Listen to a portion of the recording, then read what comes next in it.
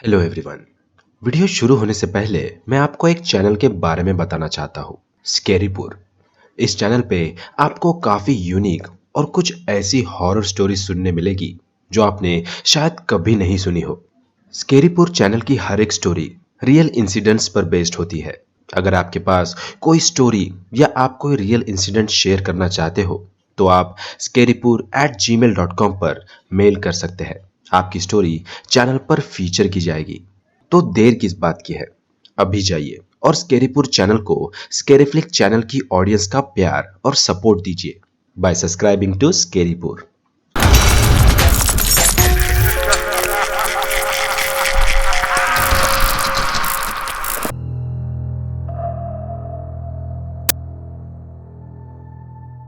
ये कुछ 10-12 साल पुरानी बात है, जिस वक्त इंटरनेट यूज करने के लिए हमें इंटरनेट कैफे जाना पड़ता था।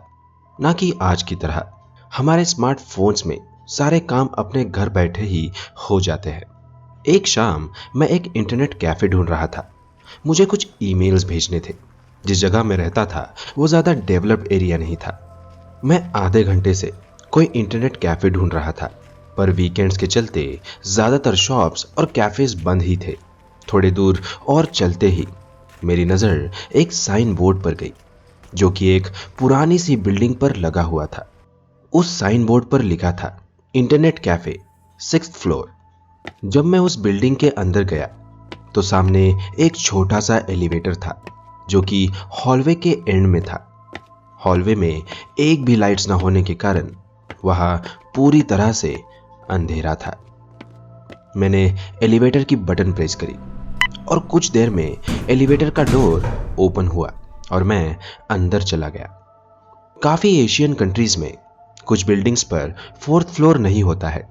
नंबर 4 को बैड लक माना जाता है, क्योंकि कई लैंग्वेजेस में 4 इस तरह साउंड करता है जैसे डेथ। मैंने भी जब एलिवेटर्स की बटन की ओर देखा तो मुझे 1, 2, 3, 5 और 6 फ्लोर्स दिखाई दिए।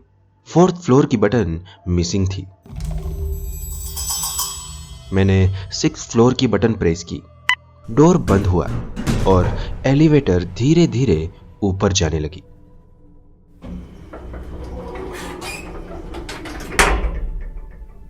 जब एलिवेटर रुकी और उसका डोर ओपन हुआ, मैं बस बाहर निकलने ही वाला था कि मुझे रियलाइज हुआ कि कुछ तो गलत है। मेरे सामने एक हॉलवे था, जो कि पूरी तरह से अंधेरे में घिरा हुआ था। एलिवेटर से जो लाइट बाहर आ रही थी, उस लाइट में मुझे कुछ पुराने फर्नीचर्स दिख रहे थे, जो कि वाइट कपड़ों से ढके हुए थे। ऐसा लग रहा था जैसे काफी समय से इस फ्लोर पे कोई नहीं आया है और यह हॉलवे सालों से इसी तरह है।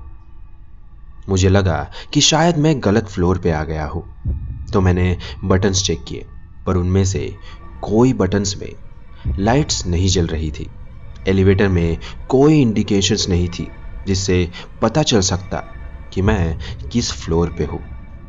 तभी मैंने नोटिस किया कि उस अंधेरे हॉलवे के एंड में कुछ मूव हुआ। मैं फिगर आउट नहीं कर पा रहा था कि वो क्या चीज है, क्योंकि हॉलवे में पूरी तरह से अंधेरा था और उस चीज का फिगर किसी इंसान की तरह था, जिसने कोई गाउन जैसा कुछ पहन रखा था। वो फिगर धीरे धीरे हॉलवे से होते हुए मेरे एलिवेटर की ओर आ रहा था। ये देखकर मैं डर से कांपने लगा और पैनिक में मैं एलिवेटर डोर बंद करने की बटन प्रेस करने लगा।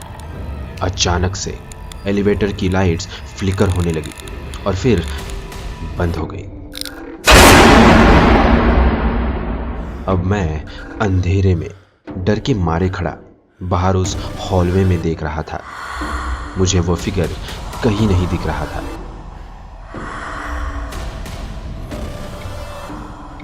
मैं डर के मारे वही खड़ा बस प्रे कर रहा था कि तभी एलिवेटर की लाइट्स फिर से फ्लिकर होते हुए शुरू हो गई। एलिवेटर का डोर बंद हुआ और एलिवेटर फिर से शुरू होकर मूव होने लगी। मैंने रिलीफ की एक लंबी सांस ली। इस बार जब डोर ओपन हुआ मेरे सामने इंटरनेट कैफे था। मैं काउंटर की ओर गया और वहां बैठी एक लड़की को सब कुछ बताया जो मेरे साथ अभी कुछ देर पहले हुआ था।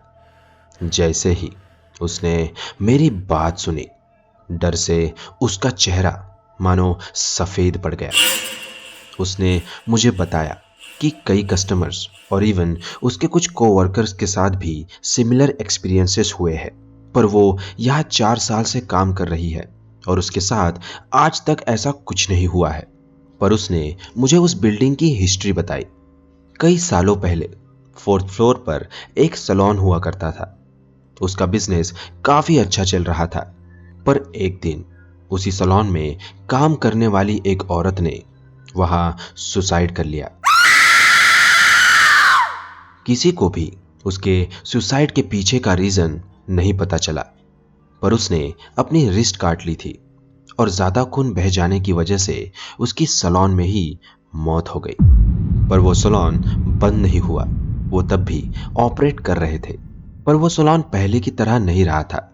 उस इंसिडेंट के बाद से काफी वियर्ड और बयान न कर पाने वाले हादसे होने लगे। जब कस्टमर्स अपने हेयर वॉश कर रहे होते थे तो अचानक पानी खून की तरह लाल हो जाया करता था। कुछ लोगों ने तो ये भी क्लेम किया कि जब वो मिरर में खुद को देख रहे थे तो उन्हें एक डरावनी औरत उनके पीछे खड़ी दिखाई देती थी, और जब वो पीछे पलट कर देखते थे तो वहां कोई नहीं होता था। बस ऐसे ही अनगिनत इवेंट्स के चलते वो सैलून की रेपुटेशन काफी खराब हो गई और धीरे धीरे वो अपने कस्टमर्स खोने लगे।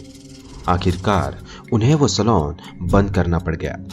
बिल्डिंग ओनर ने काफी कोशिश की उस 4th फ्लोर पर कोई दूसरा बिजनेस लगाने की, पर जब उन्हें पता चला कि उस फ्लोर पर किसी की डेथ हुई थी तो वो लोग मना कर देते।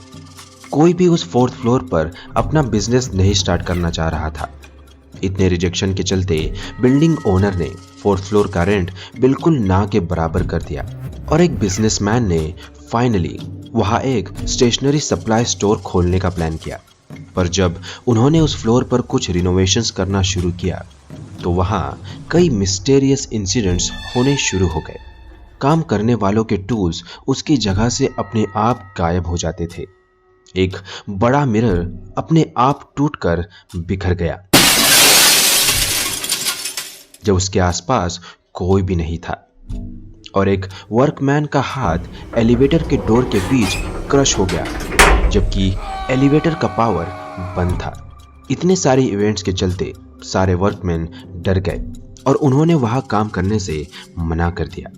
वर्कर्स के एकदम से काम छोड़कर जाने के चलते बिजनेसमैन ने भी वो बिल्डिंग छोड़ दी।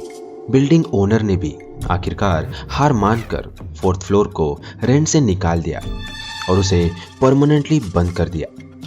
उसने 4th फ्लोर की बटन एलिवेटर से निकलवा दी और उसे रीप्रोग्राम कर दिया ताकि कोई भी 4th फ्लोर पर ना जा सके। पर फिर भी किसी रीजन के चलते जब लोग आज भी एलिवेटर यूज करते हैं तो कई बार वो एलिवेटर उन्हें 4th फ्लोर पर ले जाती है, और जब एलिवेटर का डोर ओपन होता है तो उन्हें अंधेरे में एक फिगर दिखाई देता है जो धीरे धीरे उनके करीब आने लगता है।